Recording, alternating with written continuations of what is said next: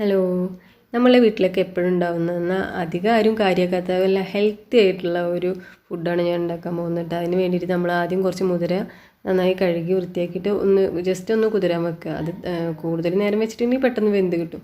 ഇത് നന്നായി അരിച്ചെടുക്കണം. അത് അടിയിൽ കല്ലുണ്ടെങ്കിൽ അത് പോകാൻ വേണ്ടിയിട്ടാണ് ഈ പാത്രത്തിൽ ഇട്ടിട്ട് അങ്ങനെ അരിച്ചിട്ട് അത് കുക്കറിലൊന്ന് വേവിക്കാൻ വെച്ചിട്ടുണ്ട്. കുറച്ച് വെള്ളം വെച്ചിട്ട് വേറെ ഒന്നും അതിൽ ചേർത്തിട്ടില്ല. അതങ്ങനെ വേവിക്കാൻ വെച്ചിട്ടുണ്ട്.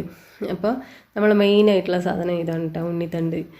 ഇത് ഞങ്ങളിവിടെ ഉണ്ണിത്തണ്ട് എന്ന് പറയുക, മറ്റൊരു സ്ഥലത്ത് എന്താ പറയുക എന്ന് എനിക്കറിയില്ല. അപ്പോൾ അതുകൊണ്ട് ഒന്ന് കമൻറ്റിൽ ചെയ്യണം കേട്ടോ, എഴുതണേ. അപ്പോൾ അത് നമ്മൾ ആദ്യം റൗണ്ടാക്കിയിട്ട് ഇങ്ങനെ കട്ട് ചെയ്യും. അത് കട്ട് ചെയ്തതിന് ശേഷം അതിൻ്റെ ഉള്ളിൽ നിന്ന് നമുക്ക് നാരുകളൊക്കെ എടുക്കണം. ആ നാരുകൾ വെച്ചിട്ട് നമുക്ക് ഉണ്ടാക്കാൻ പറ്റില്ല. അപ്പോൾ ആ നാരുകളൊക്കെ എടുത്തതിന് ശേഷം അത് വീണ്ടും ഒന്ന് അടക്കി വെച്ചിട്ട് അത് കുറച്ചും കൂടി നീളത്തിലായിട്ട് കട്ട് ചെയ്യണം. എന്നിട്ട് അതിനെ വീണ്ടും ചെറിയ ചെറിയ പീസുകളാക്കിയിട്ട് കട്ട് ചെയ്തിട്ട് അതാണ് അതിൻ്റെ കറക്റ്റായിട്ടുള്ള പാകം, കട്ട് ചെയ്യണതിൻ്റെ ഭാഗം. അത് നമ്മൾ ഒക്കെ കട്ട് ചെയ്തെടുക്കണം. അതിന് ശേഷം നമ്മൾക്ക് കുറച്ച് ചുവന്നുള്ളിയും അല്പം വെളുത്തുള്ളിയും ഉണക്കമുളകും വേണം. അതൊന്നും ഞാൻ മിക്സിയിലിട്ടിട്ട് ജസ്റ്റ് ഒന്ന് ക്രഷ് ചെയ്തെടുത്തിട്ടുണ്ട് കേട്ടോ.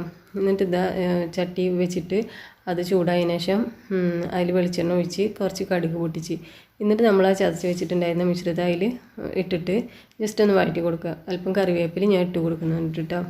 പിന്നെ ആവശ്യത്തിനുള്ള ഉപ്പും അത് ജസ്റ്റ് ഒന്ന് വഴണ്ടി വരുമ്പോൾ തന്നെ ഇട്ട് കൊടുക്കാം. പെട്ടെന്നൊന്ന് മൊരിഞ്ഞ് കിട്ടാനൊക്കെ നല്ലതാണ്.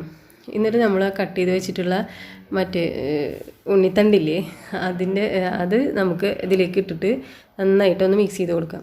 എന്നിട്ട് അപ്പോഴത്തേനും നമ്മൾ ആദ്യം മുതിര വേവിക്കാൻ വെച്ചിട്ടുണ്ടായിരുന്നൊക്കെ നന്നായി വെന്ത് വന്നിട്ടുണ്ട് കേട്ടോ. അപ്പോൾ അതിൻ്റെ ആവിയൊക്കെ പോയതിനു ശേഷം ഈ ഉണ്ണിത്തണ്ടിൻ്റെ നമ്മളിട്ട് കൊടുത്ത സമയത്ത് തന്നെ നമുക്ക് അതിലേക്ക് ആ മുതിര ഇട്ട് കൊടുക്കാം. എന്നിട്ട് രണ്ടും കൂട്ടാണ്ട് മിക്സാക്കി വെച്ചിട്ട് കുറച്ച് നേരം ഒന്ന് മൂടി വെച്ചിട്ട് വേവിക്കാം.